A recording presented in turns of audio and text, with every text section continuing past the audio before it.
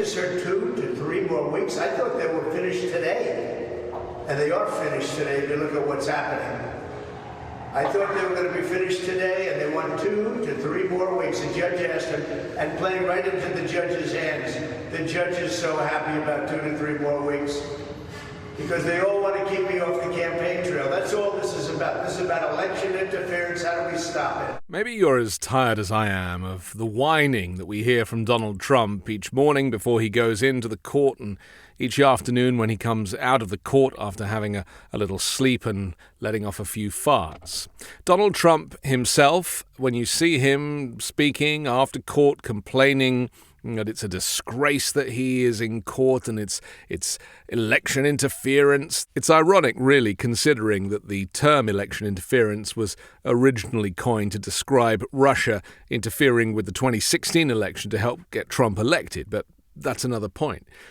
Here we're dealing with a man who is clearly deteriorating, whose back is against the wall, who is decomposing before our very eyes. His syntax is all over the place, but that's just Donald Trump being Donald Trump, with the inability to speak with any coherence, switching sentences around and losing his train of thought.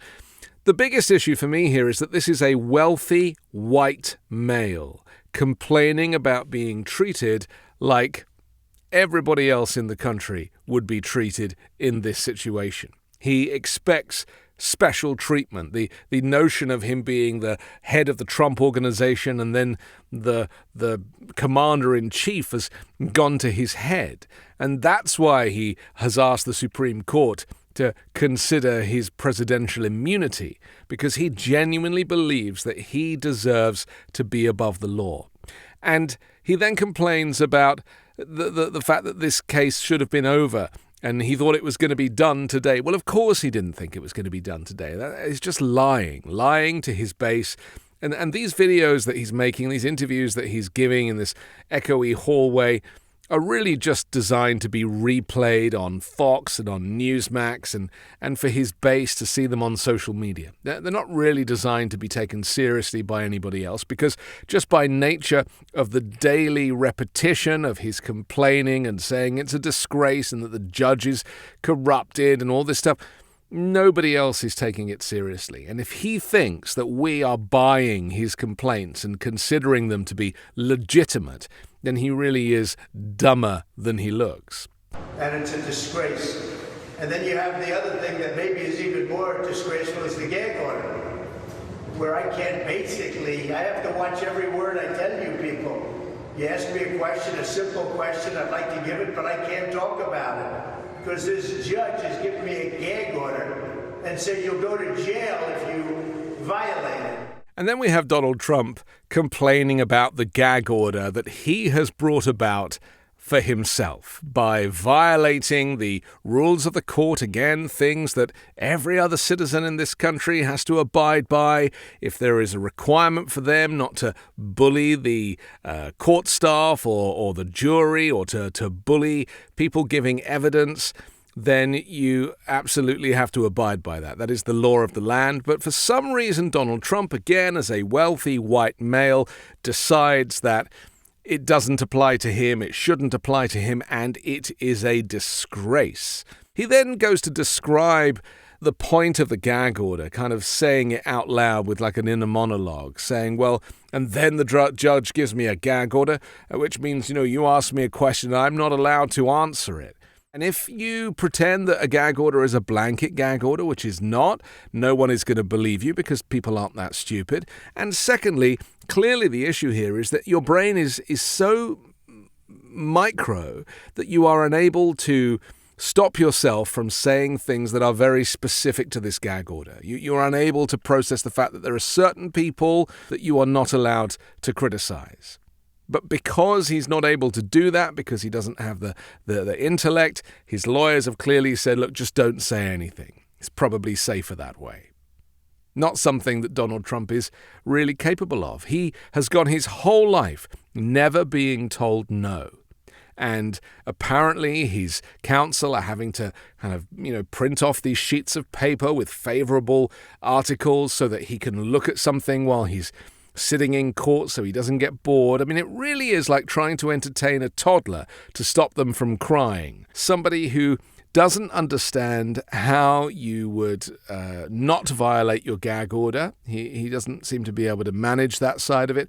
But secondly, somebody who is, I can't believe I'm saying this, is trying to win an election to be the president of the United States, despite having no morals, despite disrespecting the law, despite lying. I mean, all of these things are lies, which means that, he is not a man of God. He is not a man of his word. He is not a man who cares for the Constitution. He doesn't even know what the Constitution is. He was gassing American citizens when he was president and disappearing American citizens off the streets. I mean, Donald Trump is not an expert in the Constitution. He has no respect for it whatsoever. This guy is trying to be the president, and we are now getting to see in full view what Donald Trump's presidency will look like. A whiny, moany, negative, angry person who is riddled with retribution. And of course, he will go back into the White House if he were to win, and he will probably get Judge Merchan off the bench and make sure that he never works again. I mean, you can only imagine how Donald Trump is going to go after the people that he considers to be his enemies. This is a court of law in Manhattan, in the United States of America, that is, very strict on protocol. And they've already let him get away with violating 9 gag orders without throwing him in prison. And he knows that, the next one could mean jail time. And so all this stuff about, it would be worth it for me to go to prison. I mean, earlier in that sentence, he was saying it's a disgrace that he would send me to prison. It's a disgrace. And then within a few seconds, he's like, but I would go to prison to protect our Constitution. And frankly, you know what? Our Constitution is much more important than jail. It's not even close. I'll do that sacrifice any day. But what's happening here is a disgrace, and the appellate courts ought to get involved. He doesn't know what he's talking about. And we're not falling for this garbage because we understand the bigger picture. We recognize that this is a child who has thrown his toys out of the pram. He is somebody who refuses to abide by the law that you and I are required to abide by. And, this is an election fraud case. This is not really a hush money case. It's election fraud. He purposely hid these payments so that it didn't damage his reputation as a presidential candidate. And he would absolutely do it again. He cannot even see how that is breaking the law because he doesn't care for the law. He doesn't respect the law, and he has never abided by the law. And only now, finally, after 50 years of this, he's being held to account. It's a disgrace. I'm Anthony Davis. You can catch me on the 5 Minute News YouTube channel. You can find me every Wednesday co-hosting Uncovered with Ron Filipkowski, and on Sunday on The Weekend Show with Midas Touch.